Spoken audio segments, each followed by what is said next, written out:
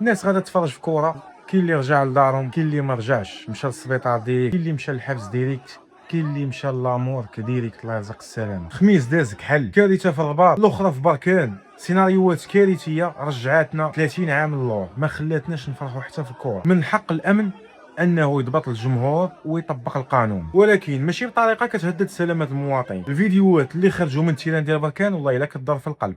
تخيل معايا ان الجمهور فرحان بالذباح ديال الفرقه ديالو في بركان. راكم عارفين الفرق بين مراكش وبركان، بركان عندها الفلوس، مراكش يلا طالعه من دوزيام سيري. فرحانين بالرباح حتى كيتلاقاو مع الزراوط والعصا يلا، وكيبان لك بنادم منشور. شحال من شاب ضاع في مستقبله البارح، اللي ما ماتش دخل السبيطار، واللي ما دخلش السبيطار مشى للحبس. يلا واش هادي كره؟ واش حتى الكره ما كنعرفوش نتفرجوا فيها؟ واش حتى الكره ما كنعرفوش نتمتعوا بها؟ واش حاجه تافهه ما كنعرفوش نديروها؟ راه خاصنا نوعاو شويه وحشومه على دوك لي باج اللي كيشعلوا الهوافي بين الجمهور.